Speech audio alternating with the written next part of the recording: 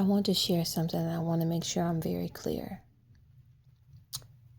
By sending certain videos to my phone, like Charlie Kirk, because he videoed and all this other kind of stuff that he did, as a means to try to frighten me, I want to make sure I'm very clear. When you have given no one anything to live for, then there is no fear of death.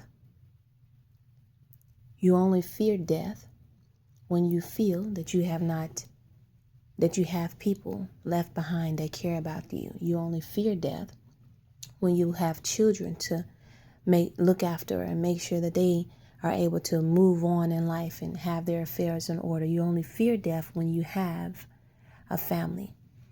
When you have nothing, when you have absolutely no one, there is no need to fear death, because death would only be a means to an end for where I already know that I am going.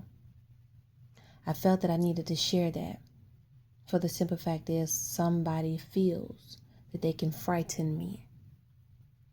And I am not afraid, because I have nothing to be afraid for. I have nothing to live for, besides the fact that my Father tells me that He has a mission for me to do. That is it. Anything outside of that is kind of invalid. I don't have friends. I don't have family. I don't have anyone to help me. So death would only be a means to an end for somebody like me. I don't seek it, but I'm not going to be afraid of it, because I don't have anything to leave behind.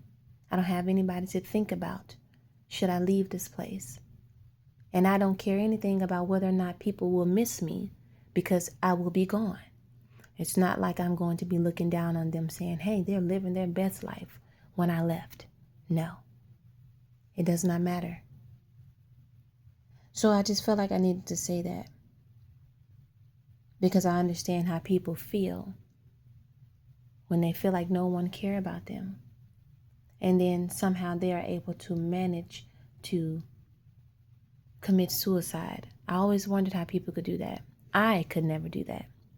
I would never, ever even dream of doing that. But my Father has allowed me to be in certain situations so that I can have a heart of understanding. And now I understand how they are able to do that. They feel they have nothing to live for, no one to care about them. They have all of these horrible thoughts in their mind that pushes them to do X, Y, and Z, to take their life. I now understand those people, because I never ever could imagine doing something like that to myself. And I always wondered, I wonder how people could be like that. What would possess them to do something of the sort, that they would take their own life?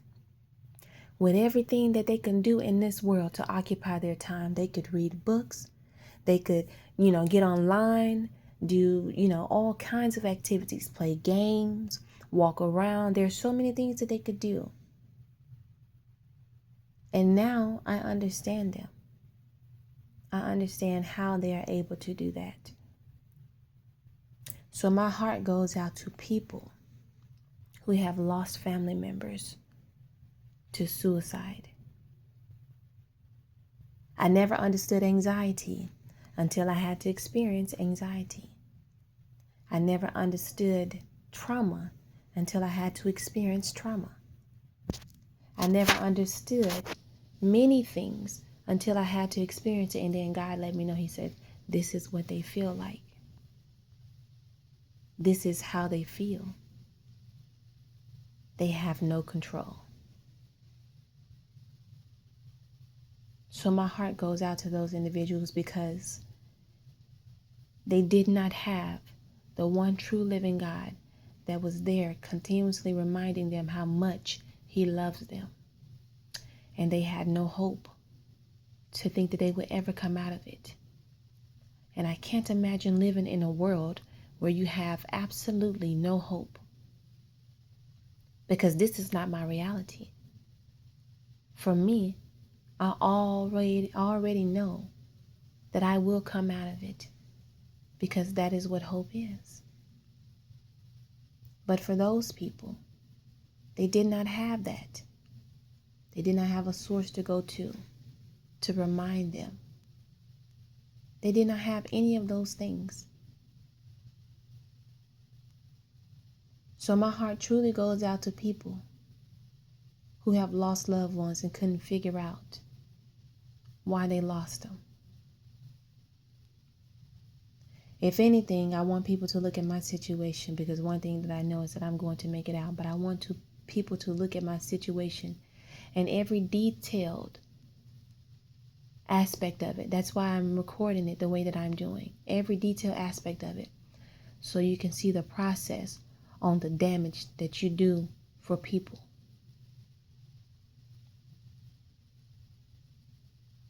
And then I want people to remember that when it is time for it to be their turn. Because everyone has a right to live. Everyone has a right to be a part of a society that God has placed them in. It is their natural born right. Everyone has a right to human decency. Everyone has a right to respect. It is their right.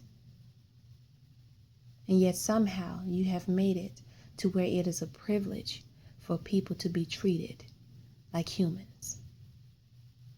It is a privilege for them to partake in society. Somehow that is a privilege instead of a right, even though on your paper you say it's a right and not a privilege.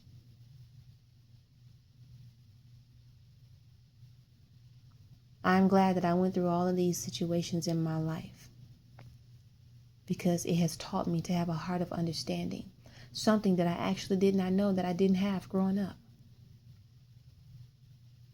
I would just look at people's situation and often wonder, I don't know what that feels like. I could never even imagine, ever. Sometimes I even thought some people were lying because I couldn't even fathom not having control or X, Y, and Z. Only for me to go through it and realize that all of this time, those people were telling the truth. So if anybody think that they're going to frighten me with death, you have the wrong individual, because you have given me nothing to leave behind for me to be afraid to die for.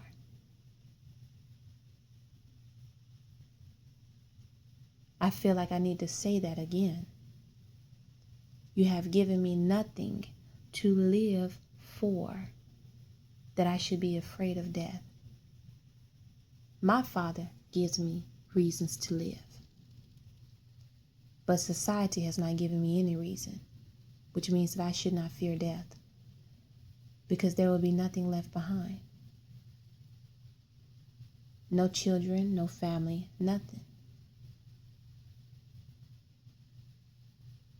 So I would not be afraid to speak my mind, nor will I be afraid to do whatever it is that I feel is necessary for me and what I think is right. And if you think that you are going to frighten people by killing people, then you might as well go on a killing spree online and start taking out everybody who has an opinion about anything.